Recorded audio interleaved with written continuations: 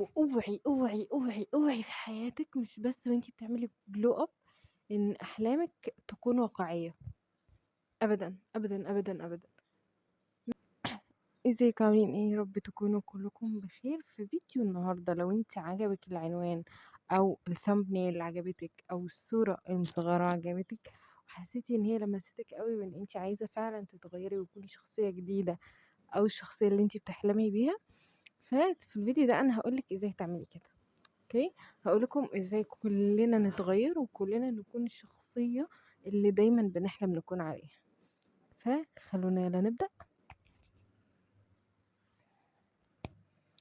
اول حاجه يا بيبي عايزاكي تعمليها ان انتي تقومي تجيبي النوت بوك بتاعتك. انتوا عارفين انا ما بعرفش اعمل اي حاجه من غير النوت بوك بتاعتي، وعندي اكتر من واحده بس هما جوه. اوكي، في النوت بوك بتاعتنا هنكتب كل حاجه. اول حاجه هنكتبها في النوت بوك بتاعتنا انا عايزاكي تمسكي النوت بوك وتمسكي القلم وتكتبي لي في النوت بوك دي النسخه الجديده اللي انتي عايزه تكوني عليها، الشخصيه اللي انتي عايزه تكوني عليها، او الشخصيه اللي انتي عايزه تكوني هي.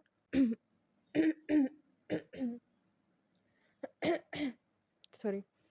الشخصية اللي انت عايزة تكوني عليها شكلها عامل ازاي، شخصيتها عاملة ازاي، طريقتها، لبسها، طبيعتها مع الناس، طريقتها مع الناس الغريبة، بتبتسم امتى، بتعرف ترد امتى، بتسكت امتى، قعدتها، اسلوبها، كل حاجة. عايزاكي تكتبي لي اهتماماتها عاملة ازاي، لفة حجابها، حتى اسلوبها في الكلام، كل حاجة عنها. طيب، اكتبي لي كمان في نوت بوك علاقتها بربنا عاملة ازاي، أم، روتينها الليلي، روتينها الصباحي عايزة يكون عامل ازاي، تعليمها، كورسات اللي بتاخدها، شغلها على نفسها عامل ازاي. حاجة كمان عايزاك تكتبيها، طبعا بعيدا عن روتين البشرة وروتين الشعر وروتين الجسم وروتين رجليها، روتين ضوافرها، كل ده انت طبعا لازم تكتبيه.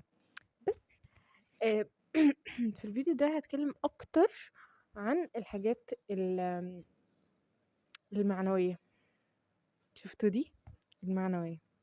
طيب، عايزاكي تكتبي لي ايه كمان، عايزاكي تكتبي لي احلامها، او بمعنى اصح هي احلامك انت، احلامها عاملة ازاي، بتحلم بايه، نفسها تشتغل على ايه عشان تكبره. واوعي اوعي اوعي اوعي في حياتك، مش بس وانتي بتعملي جلو اب، ان احلامك تكون واقعية. ابدا ابدا ابدا ابدا. مش لأي حاجة، بس لأن أولا احنا مفيش أي حاجة بنعيشها دلوقتي منطقية خالص، مفيش ولا حاجة منطقية بنعيشها. غير كده انه انت مش لازم تقولي انا لازم اكون منطقية قوي، وان انا محلمش بحاجات بعيدة قوي او مستحيل تحصل، لان مفيش حاجة مستحيل عند ربنا. وان ربنا سوري، وان ربنا قادر ان هو يحقق لك كل احلامك، كل احلامك في كده. فانتي ما تقوليش لا، اصل انا مش هينفع احلم ان انا اشتغل في الشركه الفلانيه، اصلا انا اصلا ما بشتغلش. نو يا حبيبي، احلامي عادي وقرري ان انتي عايزه تشتغلي في الشركه دي واشتغلي على نفسك. يعني احنا مش هنحلم ونقول ان احنا هنحلم احلام غير منطقيه وبعد كده بقى خلاص بقى، يعني نروح حلمنا وكتبنا وخلصنا. لا، احنا كل حاجه هنكتبها في النوت بوك دي عشان تكوني عارفه وعامله حسابك. ابعدي بقى، لما تكوني عارفة، عشان تكوني عارفة وعاملة حسابك، لأن احنا هنشتغل على كل حاجة كتبناها وكل حاجة لسه هنكتبها، لأن احنا هنكتب حاجات كتير أوي. وانتي وبتكتبي عايزاكي تكوني صريحة جدا جدا جدا جدا جدا جدا مع نفسك. ليه؟ لأن انتي لو ما كنتيش صريحة مع نفسك مش هتكتبي الحاجات اللي الشخصية التانية أو الشخصية اللي احنا المفروض نكون عليها عايزينها فيها. هتبقي مثلا لو انتي شخص مش صادق مع نفسه، والشخصية اللي انت عايزة تكوني عليها شخصية صادقة مع نفسها، مش هتعرفي تكتبي ده. يعني مش هتكوني صادقة مع نفسك لدرجة ان انت تكتبي على ورقة ان انا مش صادقة مع نفسي. فاهمين؟ خليكي واثقة من نفسك وانتي بتكتبي، لانه احنا كل ده بنكتبه عشانك انتي وعشان مصلحتك، وانتي بتكتبي. انتي محدش جبرك تكتبي حاجة.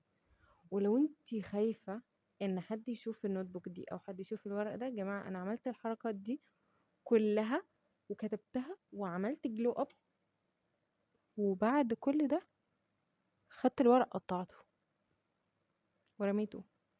لحد الان محدش شاف الورق ده. اوكي عادي يعني. دلوقتي جه وقت ايه؟ جه وقت ان احنا نشتغل بقى على كل حاجة. اول حاجة عايزاكي تبدأي بيها، وهي اهم اهم اهم حاجة في الجلو اب كله، هي عقليتك. عقليتك هي اللي بتحركك، وعايزة اقولك ان عقليتك هي المسؤولة عن كل شيء بيحصلك في حياتك. سوري. كل شيء بيحصلك في حياتك هو بسبب عقليتك انت. محتاجة في عقليتك تشوفي انت ازاي بتتعاملي مع الناس، وبتتعاملي معاهم بناء على عقد نفسية ولا بناء على اللي هما بيعملوه.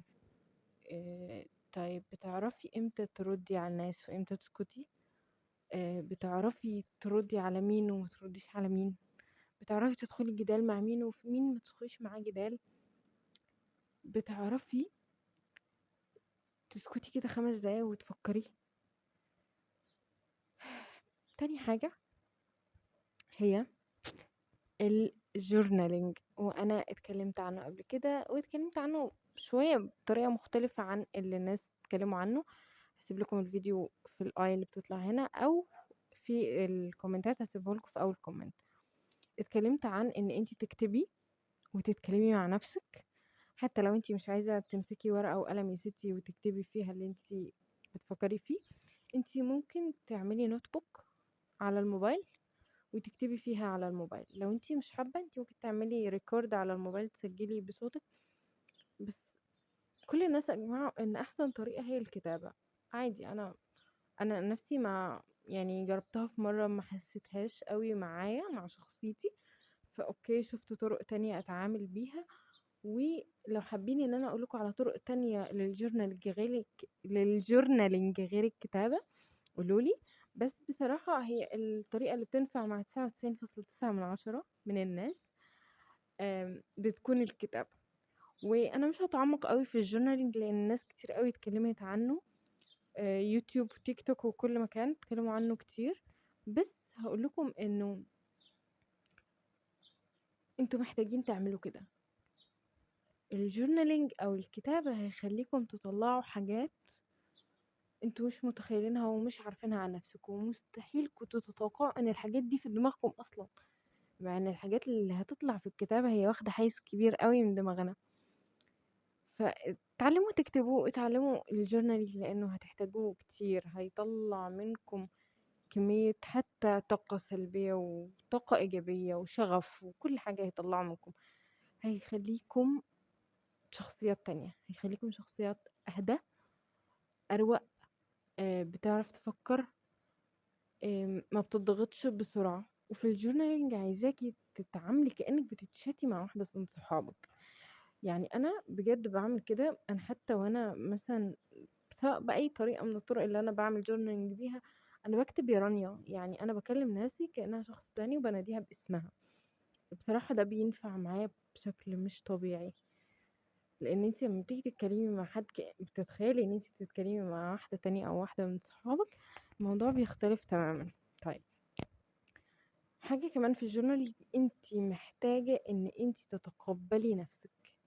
تقبلي كل حاجة بتحسي بيها، كل حاجة بتفكري فيها، كل حاجة بتضايقك، كل حاجة بتفرحك. تقبلي. لو في موضوع أثر عليكي نفسيا وخلال الجورنالينج اكتشفتي ده، ما تتصدميش وتتوتري وتتشنجي ولا الموضوع ده ما أثرش عليا، لا أنا زي الفل، لا أنا عادي. يعني عادي تقبلي ممكن يكون الموضوع ده أثر عليا شوية، مفيش مشكلة، عادي. حاجة كمان،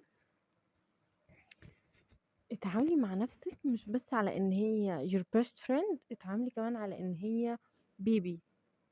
انتي البيبي لما بيكون عندك بيبي وبتحاولي تعلميه مثلا يمشي، اول ما بيجي يمشي خطوتين ويقع، خطوة واحدة ويقع، هل بتزعقيله؟ هل بتجادج عليه ان هو فاشل وان هو ما بيعرفش يمشي وان ما تحاولش تاني وكل الكلام ده؟ نو. انت بتعلميه الله اكبر العظيم، بتقوميه وبتحاولي اللي هو ايه تشجعيه له الله، وتسقفي له عشان يمشي خطوة كمان، وتبعدي عنه شوية عشان يجيلك وكده. بس انتي ما بتعمليش ده مع نفسك. انتي لو عملتي ده مع نفسك، مش بس يعني المشي ده مثال صغنن خالص، انتي كبريه بقى على اي حاجة بتعمليها، اي حاجة مشروع بتعمليه، برزنتيشن بتعمليه، حاجة غلطتي فيها اوكي عادي، كلنا بنغلط يعني، مين ما بيغلطش. حاجة نسيتيها اوكي عادي، نسيتي جل من لا يسهو يا جماعة. النقطة دي مهمة جدا جدا جدا بالنسبة لي، وهي ان تبطلي تتكلمي وحش عن نفسك مع نفسك. بلاش تتكلمي وحش عن نفسك وتقولي انا اصلا فاشلة، اصلا انا ما بعرفش اعمل ايه، اصلا انا حظي كده ودايما وحش، اصلا انا بصي اصلا وشي كله حبوب، اصلا انا تخينة محتاجة اخس، اصلا انا شكلي وحش جدا، اصلا انا مهما البس شكلي وحش فيه، اصلا انا مش هلبس كعب عشان شكلي بيبان هلاهطة، اصلا انا. طيب لما انتي تتنمري على نفسك، لما حد من بره يجي يتنمر عليك هتعملي ايه؟ هتسيبيه؟ ليه؟ لان انتي اوريدي بتتنمري على نفسك. الفيديو طول قوي، فانا مضطرة اسفة اعمل بارت 2. ان شاء الله هينزل الجزء التاني بعد ما ينزل الفيديو ده. وعايزة اقولكم الفيديو ده بجد مش طبيعي، اصلا دي تاني مرة يتصور الفيديو ده. اوكي، لان بعد ما صورته اكتشفت ان في زنة في المايك، وكنت بعمل editing فيه، ولقيت ان الزنة لا تحتمل، فقلت خلاص اصوره من الاول تاني. جيت اصوره شرقت. المرة اللي فاتت لما جيت اصوره كان فيه هوا جامد والموبايل وقع على وشه. وكان عايزة اقولك انه رحلة الجلو اب هي رحلة طويلة، هي عمرها ما هتكون خلال اسبوع، خلال 4 ايام، خلال شهر. مستحيل، مستحيل. انت شخص بيغير حياته، وبتغيري شخصيتك، وبتغيري كل حاجة فيكي. انت البني ادم لما بيكون بيدخل عادة واحدة في حياته، يعني بيقولوا ان لازم يقعد 21 يوم تقريبا او 22 يوم يعملها، لحد ما عقله خلاص يستوعب ان هي دي ما بقتش عادة، دي بقت جزء من يومه عادي. فاهمين؟ سوري. تبقى جزء من يومه عادي، ويبطل يعملها بمجهود، هيبقى بيعملها كأن هي امر مسلم عادي. فتخيلي ان انتي مش بس بتدخلي عادة واحدة جديدة اللي هي بتحتاج 21 يوم، لا انتي بتغيري كل حاجة في حياتك، وتدخلي مش عادة واحدة، روتين وحياة تانية كلها جديدة. لو خدنا كل عادة وقعدنا عليها 21 يوم، ده كده احنا عمرنا خلص واحنا بنعمل جلو اب.